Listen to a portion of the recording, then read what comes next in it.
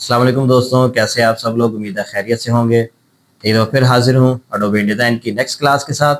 और आज की क्लास में हम देखेंगे कि पैराग्राफ बॉर्डर्स और पैराग्राफ शेडिंग क्या होती है। चलिए स्टार्ट करते हैं।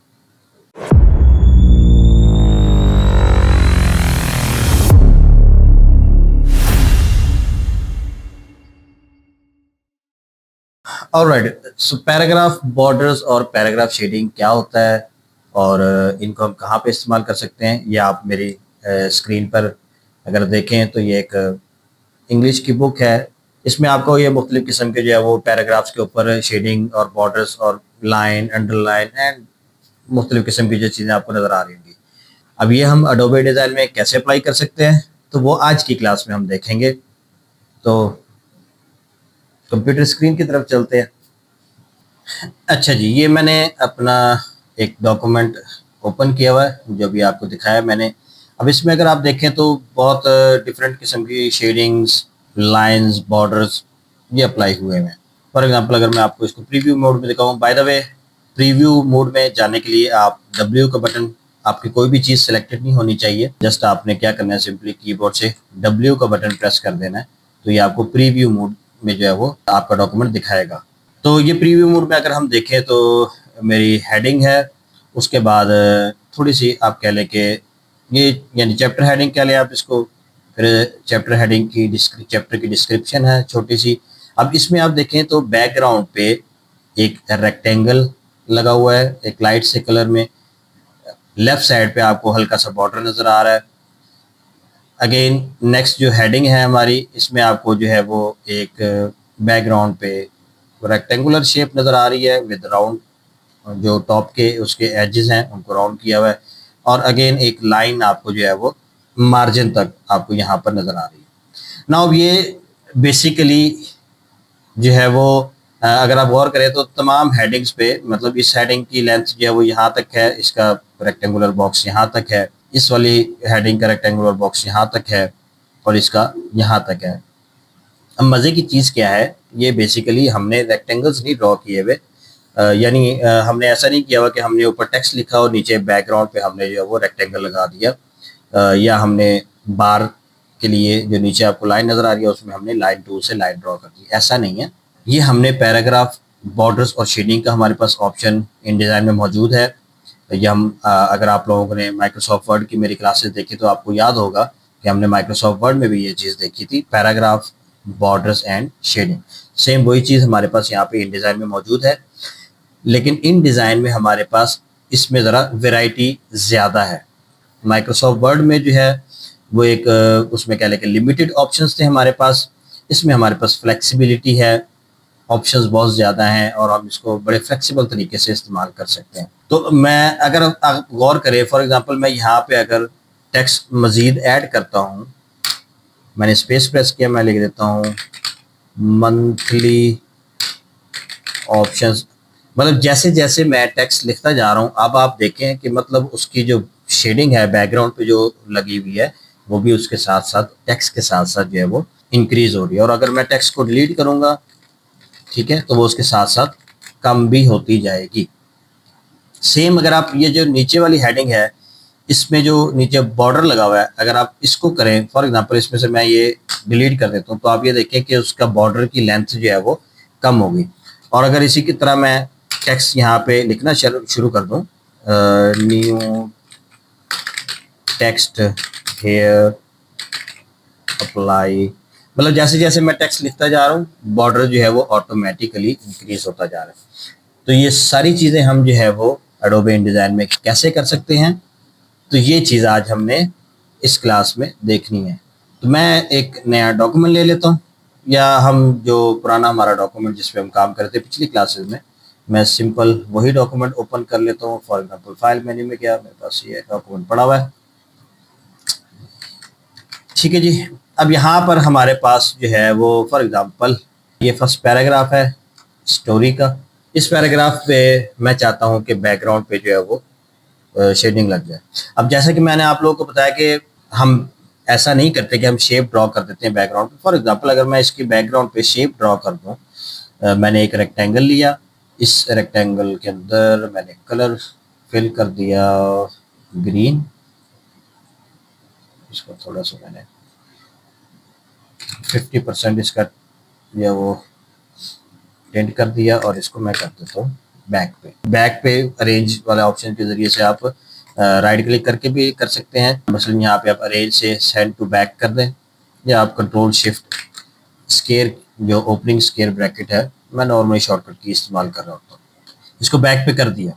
अब एक तरीका तो ये है कि आप इस तरीके से एक रेक्टेंगल ड्रॉ करते हैं, लेकिन इसमें प्रॉब्लम क्या है? इसमें प्रॉब्लम ये है कि अगर हम फॉर एग्जांपल मैं टेक्स्ट इसमें से कुछ डिलीट करता हूँ, तो रेक्टेंगल तो अपने आप जो है वो इससे रीसाइज नहीं होगा। सेम अगर मैं टेक्स्ट जो है वो मज़ीद ऐड करता हूँ, ठीक है जी, तो उससे भी रेक्टेंगल इंक्रीज नहीं होगा, यानी रेक्टेंगल की जो हाइट है वो इंक्रीज या डिक्रीज टेक्स्ट के हिसाब से नहीं होगी। तो इसका जो प्रॉपर तरीका है वो क्या है कि आप जो है वो पैराग्राफ शेडिंग अप्लाई करेंगे। वो कैसे अप्लाई करेंगे? बहुत सिंपल है। सिंपली आपने क्या करना है, अपने ऊपर वाले जो पैराग्राफ सेटिंग का पैनल है, इसमें आपके सामने ये दो ऑप्शन जो है वो शो हो रहे हैं, शेडिंग एंड बॉर्डर। यहाँ से आप सिंपली शेडिंग ऑन कर दें तो आपके पैराग्राफ के ऊपर जो बाय डिफ़ॉल्ट सेटिंग है इसकी शेडिंग की वो अप्लाई हो जाएगी। फॉर एग्जांपल इस पे बाय डिफ़ॉल्ट जो है वो सेटिंग अप्लाई है ब्लैक कलर, आई थिंक 20% या 10% टेंट के साथ है, ठीक है। ये कलर यहाँ पे सामने इसका आ रहा है, black colour by default selected होता है। सेम इसी तरह अगर मैं इस पैराग्राफ, अच्छा बाय द वे, पैराग्राफ के ऊपर आप जो भी चीज़ अप्लाई करेंगे, पैराग्राफ शेडिंग हो या बॉर्डर हो, पूरे पैराग्राफ को सिलेक्ट करना ज़रूरी नहीं है। सिंपल आपका कर्सर पैराग्राफ में मौजूद हो और तब भी आप उस पर अप्लाई करेंगे तो वो पूरे पैराग्राफ पर ही अप्लाई होगा। इसी तरह अगर मैं बॉर्डर अप्लाई कर दूं तो आप ये देखें कि ये बॉर्डर आपके पैराग्राफ के ऊपर अप्लाई हो चुका है। अब ऑब्वियसली ये बड़ा अजीब सा है कि मतलब मेरा जो टेक्स्ट है ऊपर से भी और नीचे से भी ऑलमोस्ट मेरा बॉर्डर है और जो मेरी शेडिंग मैंने अप्लाई की है वो टेक्स्ट के साथ बिल्कुल टच हो रही है, मतलब ये बड़ा अजीब सा लग रहा है। सेम ऊपर की साइड पे देखें तो ये जो है वो मेरे जो अल्फ़ाबेट्स हैं, कैरेक्टर्स हैं, वो ऊपर बॉर्डर के साथ, और अगर मैं बॉर्डर ख़त्म करूं तो मेरे वो शेडिंग के साथ जो है ना बिल्कुल उसके साथ किनारे के साथ टच हो रहे हैं, जो कि बड़ा ऑकवर्ड सा है। डोंट वरी, कोई मसला नहीं है, हम इसको जो है वो एडजस्ट कर सकते हैं। सिंपली आपने क्या करना है, शेडिंग के सामने आपको ये शेडिंग का जो है वो बटन एक नज़र आ रहा है, सिंपली आपने इसके ऊपर ऑल्ट का बटन प्रेस करके क्लिक कर देना। जैसे ही आप ऑल्ट का बटन प्रेस करके क्लिक करेंगे तो आपके सामने ये एक डायलॉग बॉक्स ओपन होगा। बेसिकली ये शेडिंग और पैराग्राफ दोनों के लिए सेम डायलॉग बॉक्स ओपन होता है। अगर आप बॉर्डर वाले बटन के सामने से ऑल्ट का बटन प्रेस करके क्लिक करें तब भी आपके सामने यही डायलॉग बॉक्स ओपन होगा।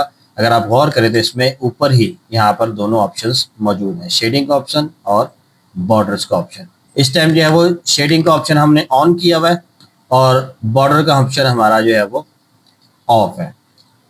तो अगर मैं बॉर्डर के ऑप्शन को भी ऑन कर दूं, एक काम आपने और करना है कि जो नीचे प्रीव्यू का ऑप्शन है, आपने इस प्रीव्यू के बटन पे भी क्लिक कर देना है ताकि आपको साथ साथ प्रीव्यू जो है वो नज़र आता रहे। तो मैं इसको डायलॉग बॉक्स को थोड़ा सा साइड पे कर रहा हूँ ताकि आप लोगों को मेरा जो टेक्स्ट है, बल्कि मैं एक दफ़ा इसको स्क्रीन को थोड़ा सा इधर कर दूँ। अब हम इसके ऊपर जो है वो इसकी सारी सेटिंग जो है वो यहाँ से शेडिंग वाले ऑप्शन से और बॉर्डर वाले ऑप्शन से हम इसको जो है वो एडजस्ट कर सकते हैं। सबसे पहले नंबर पे आपके पास कलर है, आप कलर कौन सा इस्तेमाल करना चाह रहे हैं। बाय डिफ़ॉल्ट ब्लैक कलर होता है, जैसे कि मैंने पहले बताया, आप कोई भी कलर चूज़ कर सकते हैं। तो फॉर एग्जांपल मैं यहाँ पर ग्रीन कलर चूज़ कर रहा हूँ, यहाँ से उसका टिंट आ जाएगा जो कि बाय डिफ़ॉल्ट 20% है। आप इसको इंक्रीज डिक्रीज कर सकते हैं, नो इशू। इस केस में मैं 20% ही रख रहा हूँ। उसके बाद आपके पास आ जाता है कॉर्नर साइज एंड शेप।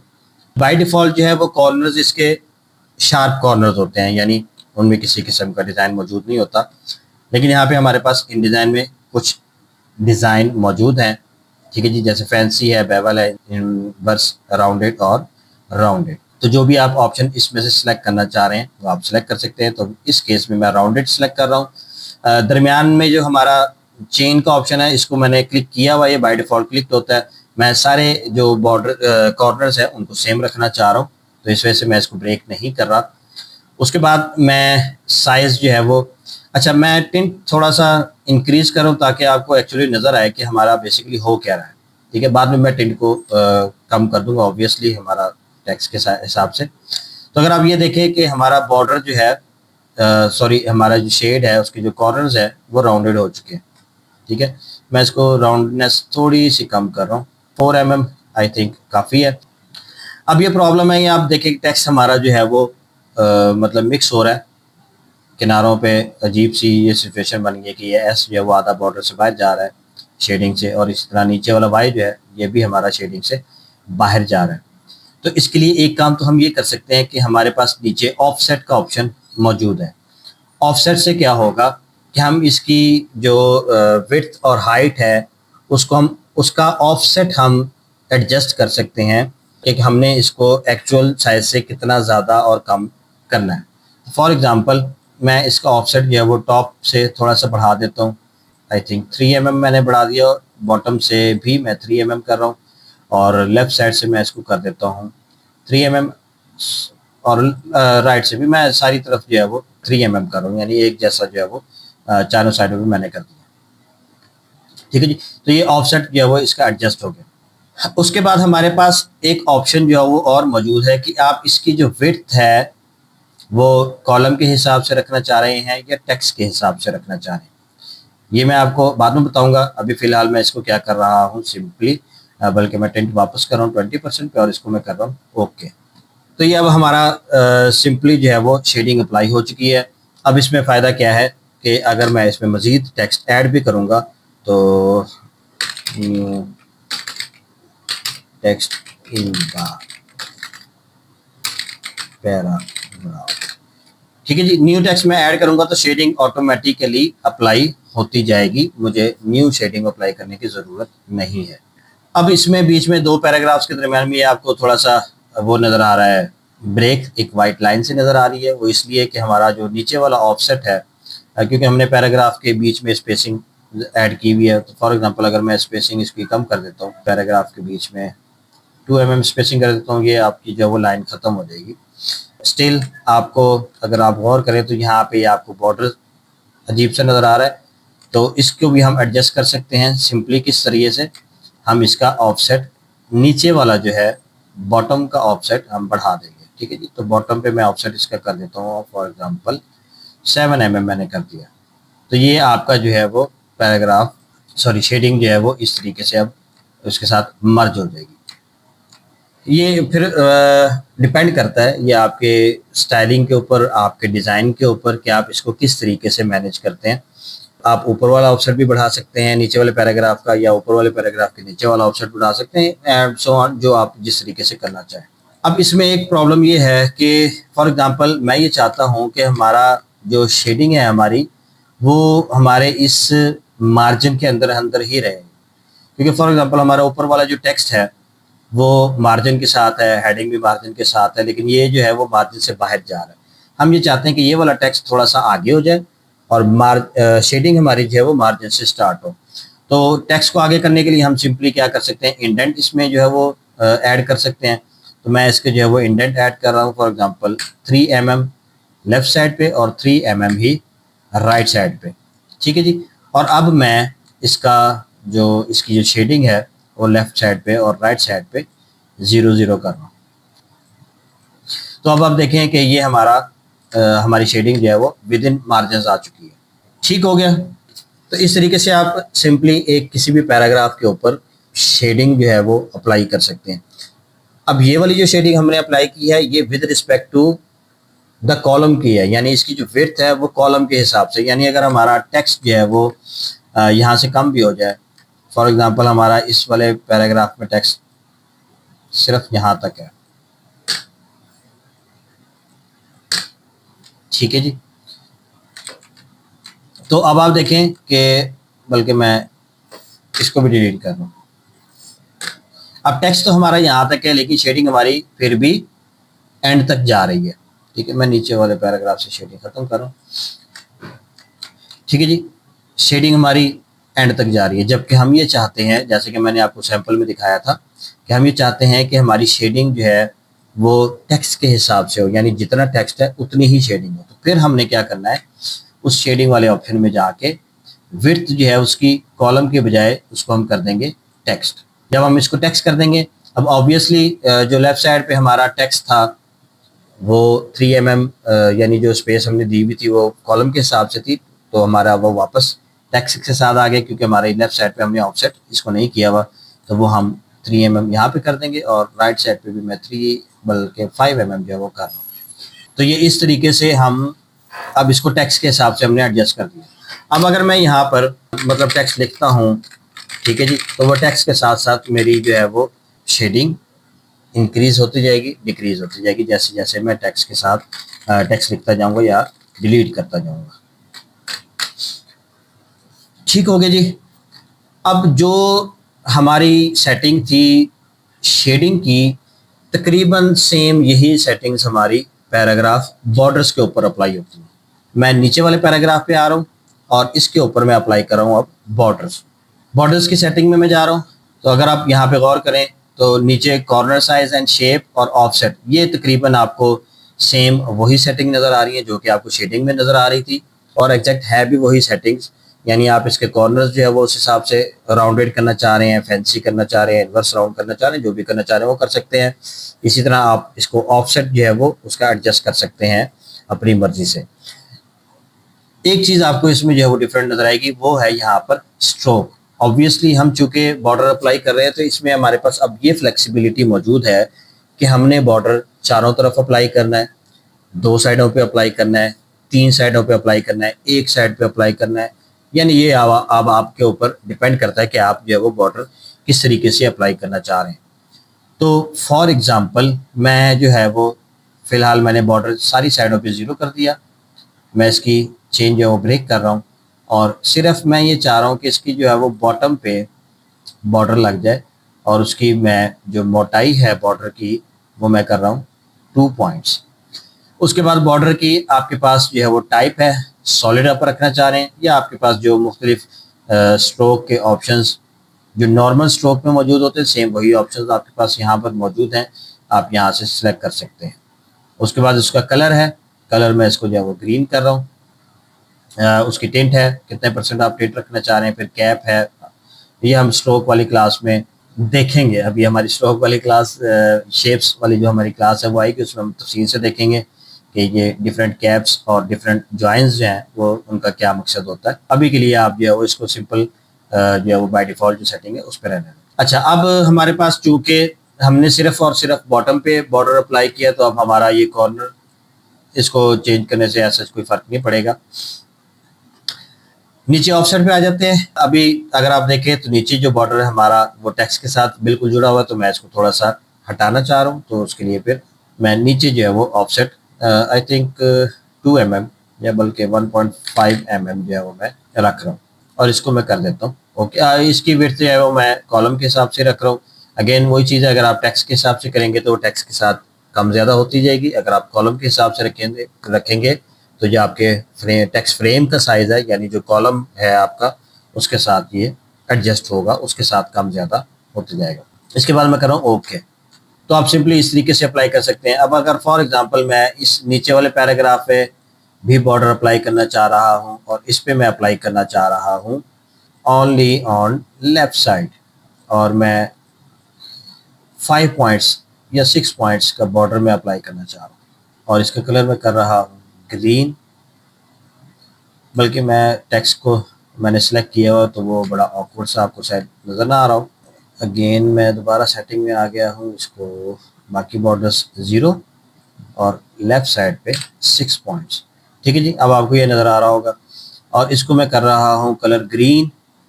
अच्छा, अब इसको मैं ऑफसेट के ज़रिए से एडजस्ट कर सकता हूँ। इस मतलब एक तो मैं ये चाह रहा हूँ कि इसको मैं मार्जिन के अंदर ले आऊँ, ठीक है। तो मार्जिन के अंदर लाने के लिए चूंकि लेफ्ट साइड पे है, ये लेफ्ट साइड से मैं इसको माइनस में जो है वो इसको एडजस्ट करूँगा। मैनुअली भी आप यहाँ पे पॉइंट्स में रकम दे सकते हैं, 0.05, 0.5, जितनी भी आप मतलब एडजस्ट करने के लिए आप देना चाहें वो दे सकते हैं।